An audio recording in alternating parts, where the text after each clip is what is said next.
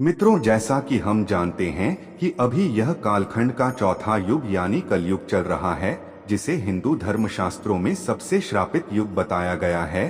आज के इस वीडियो के माध्यम से हम आपको कलयुग के 5 ऐसे रहस्य बताएंगे जिससे आज का मनुष्य बहुत कुछ सीख सकता है। बात उस समय की है जब पांडवों को वनवास हो गया था। वनवास जाने से पहले पांडवों ने भगवान श्री कृष्ण से पूछा था, हे श्री कृष्ण, अभी यह द्वापर का अंत काल चल रहा है, आप हमें बताएं कि आने वाले कलयुग की चाल या गति कैसी होगी। श्री कृष्ण कहते हैं, तुम्हें इसका सीधा सा उत्तर तो नहीं दे सकता, लेकिन तुम पांचों भाई वन में जाओ और जो कुछ भी दिखे वह आकर मुझे बताना, मैं तुम्हें उसका कलयुग में प्रभाव बताऊंगा। उसके बाद पांचों भाई वन में चले ले गए। वन में उन्होंने जो कुछ भी देखा उसे देखकर अचंभित रह गए। तो आखिर उन्होंने वन में क्या देखा और श्री कृष्ण ने क्या उत्तर दिया, चलिए जानते हैं। सबसे पहले युधिष्ठिर ने उत्तर दिया, वासुदेव, मैंने तो पहली बार 2 सूंड वाला हाथी देखा, यह मेरे लिए तो बहुत आश्चर्यजनक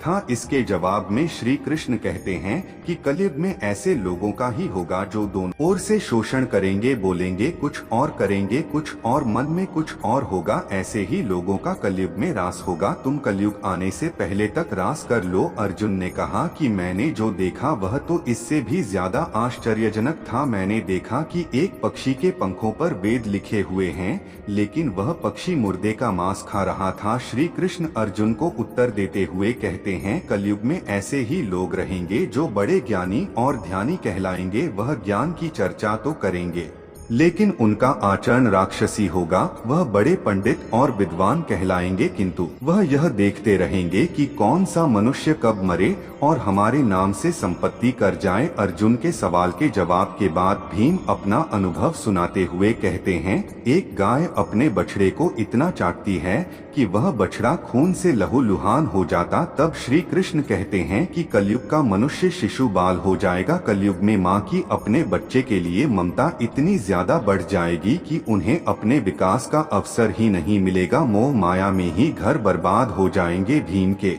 बाद सहदेव ने पूछा, श्री कृष्ण, मैंने देखा कि 5-7 बड़े कुएं के बीच एक गहरा कुआं बिल्कुल खाली है, जबकि ऐसा संभव नहीं हो सकता। फिर श्री कृष्ण उत्तर देते हैं, कलयुग में लोग लड़के लड़की के विवाह में, मकान के उत्सवों में, छोटे बड़े उत्सवों में लाखों रुपए खर्च कर देंगे, परंतु पड़ोस में यदि कोई भूखा प्यासा मर रहा होगा तो यह नहीं देखेंगे कि उसका पेट भरा है या नहीं भरा है। उनका अपना ही सगा भूख से मर जाएगा और वह देखते रह जाएंगे। कहने का तात्पर्य यह है कि कलयुग में अन्न भंडार तो होंगे, परंतु लोग भूख से मर जाएंगे। सहदेव के बाद नकुल ने श्री कृष्ण से कहा कि श्री कृष्ण, मैंने देखा कि एक बड़ी सी चट्टान पहाड़ से गिरती है और बड़े से बड़ा वृक्ष भी उसे रोकने में सक्षम नहीं हो पाता, परंतु एक छोटे से पौधे से टकराकर वह रुक जाती है। आखिर ऐसा कैसे हुआ? तब श्री कृष्ण कहते हैं कि कलयुग में मनुष्य की बुद्धि नष्ट हो जाएगी